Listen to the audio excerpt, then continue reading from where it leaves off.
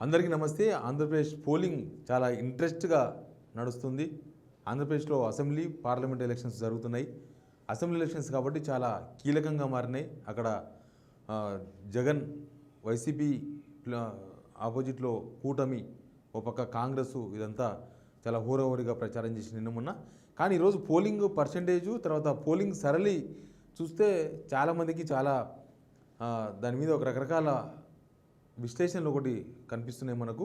ఒకటి ఫస్ట్ 4 అవర్స్లో 7 గంటల నుంచి 11 గంటల వరకు అయిన polling percentage 18.80, almost 19% voting percentage నమోదైంది.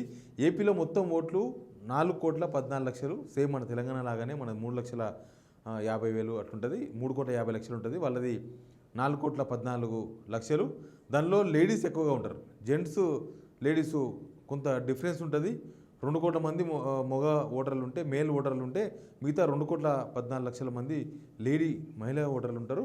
అయితే ఇక్కడ చెప్పుకోదగ్గది ఏంటంటే, పొద్దునుంచి జరిగిన సరళి అంతా కూడా పరిశీలిస్తే ఎక్కువగా లైన్లో నిలబడ్డది మహిళలు ఎక్కడ చూసినా మహిళలు కనిపిస్తున్నారు. ఎక్కడ చూసినా, ఏ పోలింగ్ సెంటర్లో చూసినా ఏపీలో మనం వచ్చిన విజువల్స్ అవన్నీ చూస్తే మొత్తం లేడీస్ ఎక్కువగా ఓటు హక్కు వినియోగించుకునే ప్రయత్నం చేస్తున్నారు. జెంట్స్ చాలా కొంత తక్కువ మంది కనిపిస్తున్నారు. చాలా ఉత్సాహంతో మహిళలు వాళ్ళ ఓటు హక్కు వినియోగించుకున్నట్టుగా కనిపిస్తుంది. అయితే ఇక్కడ మహిళలు వినియోగించుకుంటే ఏంటి స్పెషల్ అంటే, మహిళలు ఓటు హక్కు వినియోగించుకుంటే ఒక పార్టీకి ప్లస్ అయ్యే అవకాశం ఉంది. ఒకవేళ మహిళలు తక్కువ ఓట్లు వేస్తే, మహిళలు తక్కువగా ఓటింగ్ పర్సెంటేజ్ నమోదైతే ఆ వ్యవహారం కూడా ఒక పార్టీకి పాజిటివ్గా మారే అవకాశం ఉంది. ఇక జెంట్స్ మేల్ ఓటర్సు తక్కువన్నా ఎక్కువన్నా అది ఇంకొక పార్టీకి ఎఫెక్ట్ అయ్యే అవకాశం కనిపిస్తుంది.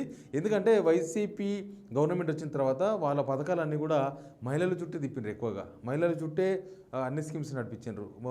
జగనన్న చేయూత లాంటి స్కీమ్స్ కావచ్చు, తర్వాత అమ్మ ఒడి లాంటి స్కీమ్స్ కావచ్చు, ఇంకా చాలా స్కీమ్స్, నెంబర్ ఆఫ్ స్కీమ్స్ మహిళల చుట్టూ తిరిగేవే. వాళ్ళకి ల్యాండ్ ఇల్లు ఇచ్చిండ్రు. ఇల్లు కూడా మహిళల పేరు మీద ఇచ్చిండ్రు, సెంటులో ఒక ఇల్లు కట్టి.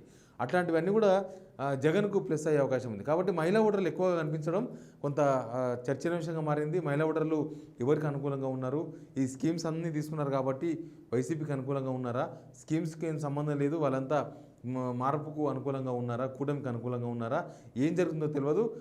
మహిళలు అంత ఉధృతంగా వచ్చి ఓటేస్తున్నారంటే అక్కడ ఏదో జరుగుతుంది, సంథింగ్ ఈజ్ గోయింగ్ ఆన్, అక్కడ ఏదో జరుగుతుంది, అది ఎవరికి పాజిటివ్గా మారుతుందనే చర్చ ఒకటి నడుస్తూ ఉంది. అక్కడ చాలా గొడవలు అవుతున్నాయి. ఏపీలో చాలా గొడవలు. మన తెలంగాణ అంత ప్రశాంతంగా అక్కడ పోలింగ్ జరగదు. అక్కడ ఆల్రెడీ ఒక్కొక్క పోలింగ్ బూత్లో ఒకరు కొట్టుకుంటున్న సిచ్యువేషన్ చూస్తున్నాం. ఎవరో వైసీపీ అతను పోతే ఇంకెవరో ఓటర్ను వైసీపీ అతను కొట్టిండు, లేకపోతే టీడీపీ వాళ్ళు వైసీపీ వాళ్ళు కొట్టాడుతున్నారు. ఇట్లాంటి సిచ్యువేషన్స్ చాలా ఏపీలో అయితే చోటు చేసుకున్నాం. మన తెలంగాణలో జరిగినంత ప్రశాంతంగా ఎలక్షన్ అయితే ఏపీలో జరుగుతలేదు. కానీ ఓటింగ్లో ఎవరు పార్టిసిపేట్ చేస్తున్నారో అది రిజల్ట్ మీద తీవ్రమైన ప్రభావం చూపే అవకాశం అయితే చాలా క్లియర్గా కనపడుతుంది.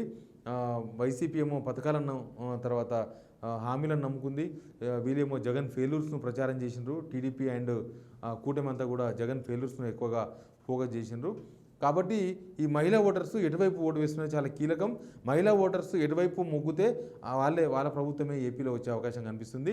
మహిళా ఓటర్లు చాలామంది ఓటింగ్లో పాల్గొంటున్నారు కాబట్టి వాళ్ళ ఉత్సాహం దేనికోసం అనేది మాత్రం చాలా ఇంట్రెస్టింగ్గా చర్చ జరుగుతుంది.